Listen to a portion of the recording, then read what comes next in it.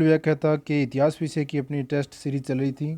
तो पुराना वाला टॉपिक जो प्राचीन भारत के स्रोत, उसका भाग ये 4 है, यानी चौथा टेस्ट है ये।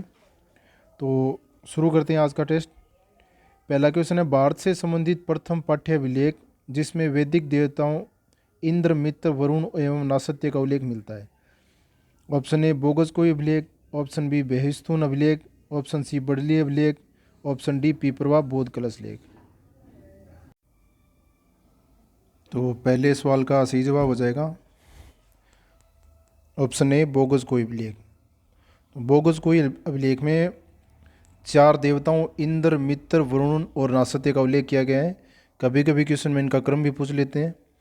तो ये अभिलेख है बोगस कोई, इसमें इनका उल्लेख मिलता है। अगला क्वेश्चन देखते हैं। बोगस कोई अभिलेख के संबंध में सत्य कथन छांटना इनमें से। बोगस कोई अभिलेख का खोजकर्ता ह्यूगो विंकलर थे। ऑप्शन बी, इसे 1906 में एशिया माइनर आधुनिक टर्की में खोजा गया था। ऑप्शन सी, यह ताम्र पट्टिकाओं पर उत्कीर्ण है।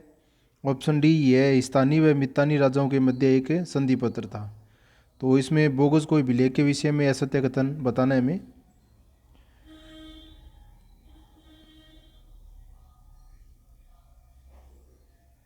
तो क्वेश्चन 2 का सही जवाब हो जाएगा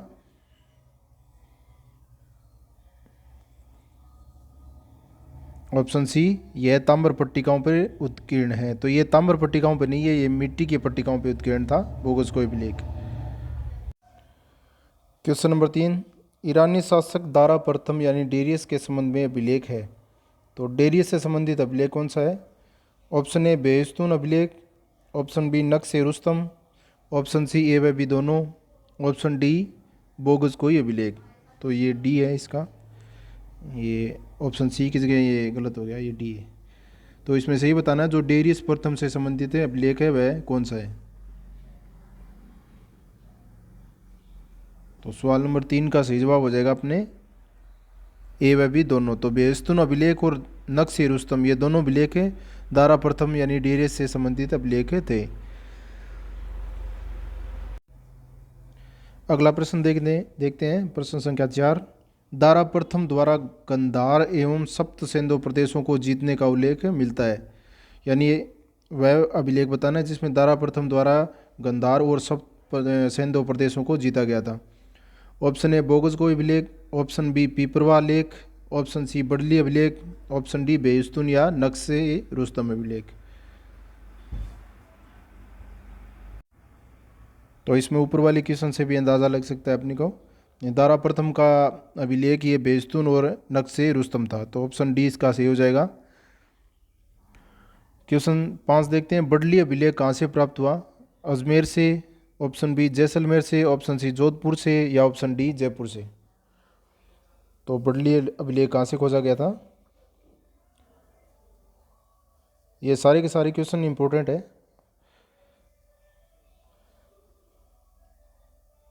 तो क्वेश्चन 5 का सही जवाब हो जाएगा ऑप्शन ए अजमेर। तो बडली अभिलेख अजमेर से प्राप्त हुआ था। क्वेश्चन नंबर 6, पिपरवा लेक के संबंध में असत्य कथन है। ऑप्शन ए, यह नेपाल की सीमा क्षेत्र से प्राप्त हुआ है।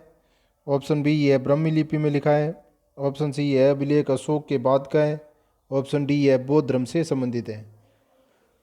तो इन क्वेश्चनों का उद्देश्य यही है कि अपने पिपरवा लेक के बारे में 4-5 बातें ज्ञान हो। तो इसे अपने क्वेश्चन 4-5 और एक्स्ट्रा तैयार हो जाएंगे। तो पिपरवा लेक के बारे में सत्य कथन बताना है हमें।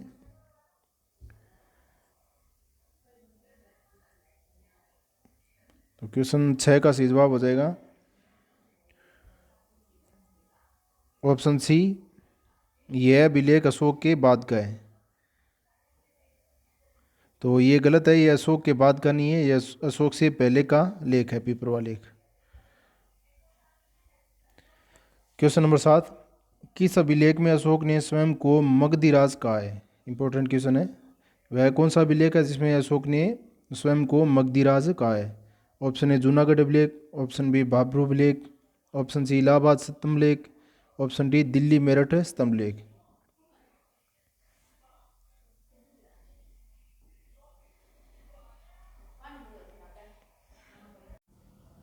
क्वेश्चन नंबर 7 का सही जवाब हो जाएगा ऑप्शन बी, भाब्रो अभिलेख। तो भाब्रो अभिलेख में अशोक ने स्वयं को मगधीराज कहा था। क्वेश्चन नंबर 8 देखते हैं, वह अभिलेख जिस पर अशोक के अलावा कारुवाकी, समुद्रगुप्त और जहांगीर द्वारा भी लेख उत्कीर्ण करवाए गए थे, तो वह कौन सा अभिलेख था? ऑप्शन ए मानसेरा अभिलेख, ऑप्शन बी एर्रागुड्डी अभिलेख, ऑप्शन सी इलाहाबाद अभिलेख, ऑप्शन डी गिरनार अभिलेख।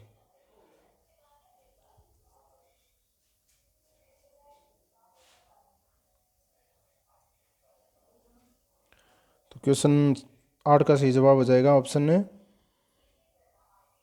सी, इलाहाबाद अभिलेख। तो इसमें कारुवाकी, समुद्रगुप्त और जहांगीर द्वारा अभिलेख उत्कीर्ण करवाए गए थे। क्वेश्चन नंबर 9 देखते हैं, बाबरू अभिलेख कौन सी लिपि में लिखा गया था? तो अभिलेखों की लिपियाँ और इनकी भाषा शैलियाँ ये इंपॉर्टेंट है सारी। तो क्वेश्चन 9 का ऑप्शन है, ऑप्शन ए ब्रह्मी लिपि, ऑप्शन बी खरोष्टी लिपि में, ऑप्शन सी वृस्तोफेदन में, ऑप्शन डी अरमाइका में। तो प्रश्न संख्या 9 का सही जवाब हो जाएगा ऑप्शन सी, वृस्तोफेदन। अशोक के अभिलेखों में संप्रदाय के लिए किस शब्द का प्रयोग किया गया है?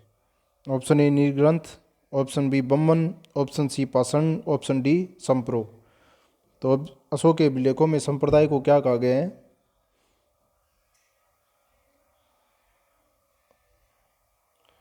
तो क्वेश्चन 10 का सही जवाब हो जाएगा ऑप्शन सी, पाषंड। तो संप्रदाय के लिए पाषंड शब्द का प्रयोग किया गया है। क्वेश्चन नंबर 11, अशोक के अभिलेखों के आधार पर अशोक का इतिहास तैयार करने वाले इतिहासकार कौन थे? Option A D R Bhandarkar, option B V C Mishra, option C R C Majumdar, या option D H D Sankalia. तो अभिलेखों के आधार पर इतिहास तैयार करने वाला कौन था अशोक का?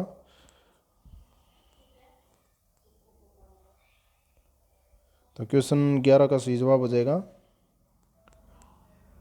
Option A D R Bhandarkar. तो इनके द्वारा अशोक के अभिलेखों के आधार पर अशोक का इतिहास तैयार किया गया था। क्वेश्चन नंबर 12, गरुड़ स्तंभ लेख है ये हेलियोडोरस का है, किस देवता को समर्पित है?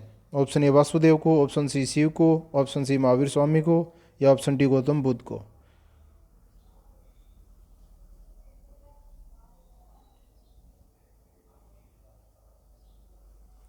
तो 12वें क्वेश्चन का सही जवाब हो जाएगा ऑप्शन ए वासुदेव को। तो गरुड़ स्तंभ लेख ये वासुदेव भगवान को समर्पित है। अगला क्वेश्चन देखते हैं, क्वेश्चन नंबर 13, गरुड़ स्तंभ लेख के संबंध में यह सत्य कथन है। ऑप्शन ए ये मध्य प्रदेश के बिलसा जिले के वेश नगर गांव में स्थित है। ऑप्शन बी यह अभिलेख एंटीआलकिड्स शासक के राजदूत हेलियोडोरस का है। ऑप्शन सी इसमें शुंग नरेश भागभद्र का उल्लेख है। ऑप्शन डी यह अरमाइका लिपि में उत्कीर्ण है।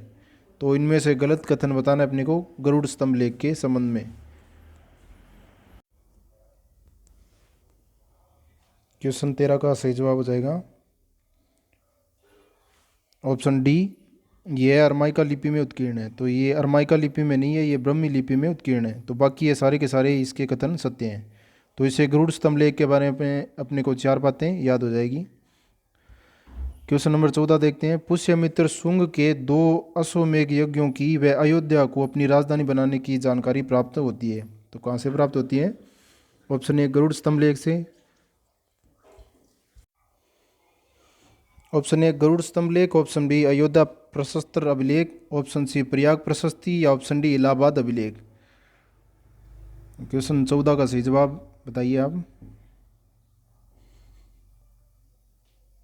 इसमें 2 ऑप्शन तो सेम हो ही गए अपने, सी और डी, ये प्रयाग प्रशस्ति और इलाहाबाद अभिलेख ये एक ही है, और बाकी ए और बी में अपने को बताना है। तो क्वेश्चन 14 का सही जवाब हो जाएगा ऑप्शन बी अयोध्या प्रशस्त्र लेख। तो इसमें पुष्यमित्र शुंग के 2 अश्वमेध यज्ञ और अयोध्या को अपनी राजधानी बनाने की जानकारी प्राप्त होती है। क्वेश्चन नंबर 15, हाथी गुम्फा अभिलेख प्राप्त हुआ है।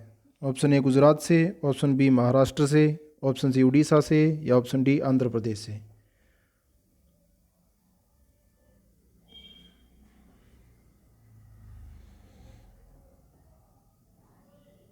क्वेश्चन 15 का सही जवाब हो जाएगा ऑप्शन सी, उड़ीसा से। तो हाथी गुम्फा अभिलेख ये उड़ीसा से प्राप्त हुआ है। क्वेश्चन नंबर 16, जैन धर्म का उल्लेख करने वाला प्रथम अभिलेख है। इंपॉर्टेंट क्वेश्चन है। ऑप्शन ए गरुड़ स्तंभ लेख, ऑप्शन बी हाथी गुम्फा अभिलेख, ऑप्शन सी इलाहाबाद लेख, ऑप्शन डी प्रयाग प्रशस्ति। तो फिर से ये सी और डी सेम आ गए।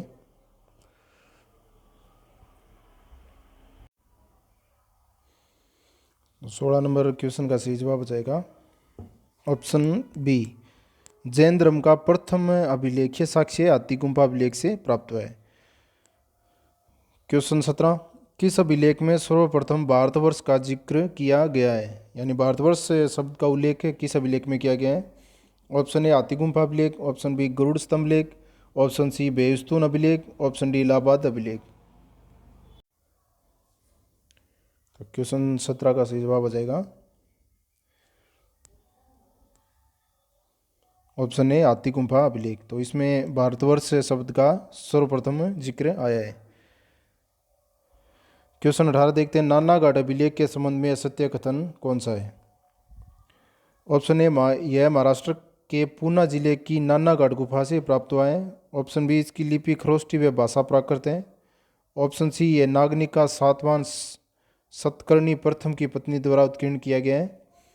ऑप्शन डी इसमें सतकर्णी प्रथम को सिमुक वंश का घन और दक्षिणापति एवं अप्रतिहत चक्र की उपाधियां प्राप्त होने का वर्णन किया गया है।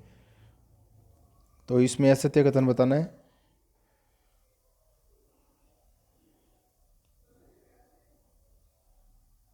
तो क्वेश्चन 18 का सही जवाब हो जाएगा ऑप्शन बी। तो इसकी लिपि खरोष्टी व भाषा प्राकृत है। इसमें ये लिपि है, इसकी खरोष्टी नहीं है, ये ब्राह्मी लिपि है, और बाकी इसकी भाषा प्राकृत है। और ये सारे कथन सही है। ये पूना जिले के नानाघाट गुफा से प्राप्त हुआ है। ये सतकर्णी प्रथम की पत्नी द्वारा उत्कीर्ण करवाए गए हैं। तो ये थे अपने 18 क्वेश्चन। वीडियो देखने के लिए बहुत बहुत धन्यवाद।